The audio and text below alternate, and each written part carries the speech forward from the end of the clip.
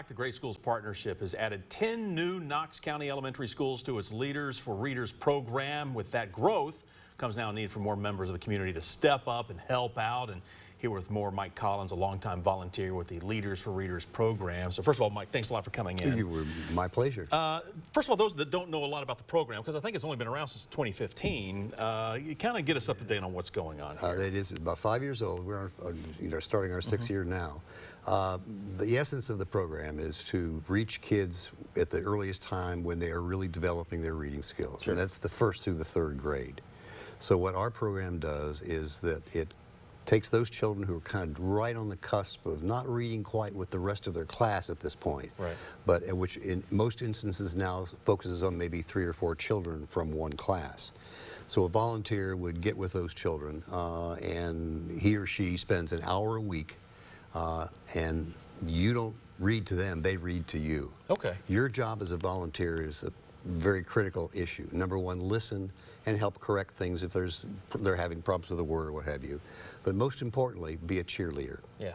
At the end of that 15, 20-minute session that you have with that child each week, Jimmy, you're just doing a great job. Yeah. I'm so proud of you. I'll see you next week. Keep after it. Keep after it. And what that winds up doing is it builds confidence in them, which then is translated to all the other work that they do in their classroom. Last year, I'm sorry, you were about to... No, go ahead. Yeah, last year there was a study, at the end of last year was a study of 85% of the teachers who are involved in this program say that any child who went through this program, or been through that program, has improved at least in 4 major factors, sometimes 2 or 3.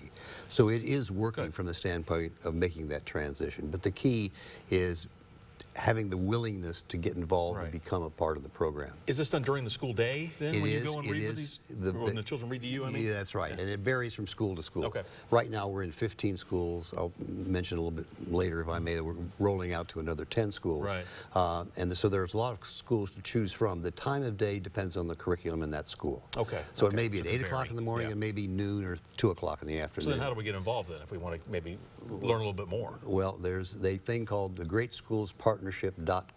Okay. And all you got to do is click on that and go to the volunteer tab, and it'll tell you what it is. And I'll pull out of my jacket with all the wires here a telephone number, if I may, too. Please do.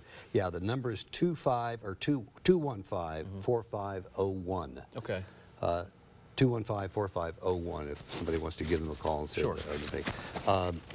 I think beyond the situation of where we are right now, we do have another 10 schools coming up, and thankfully, because First Tennessee Bank has been thoughtful and kind enough to give us enough money to get those 10 schools rolling. That's good. So our pain threshold right now, it's great that that's happened, but the bad news is we need more volunteers. And that's where you can step in. You heard how you can get involved. If you didn't catch all of that, we've got all the details for you right there at WATE.com. Go to our website, as seen on section. We'll have it all for you laid out there.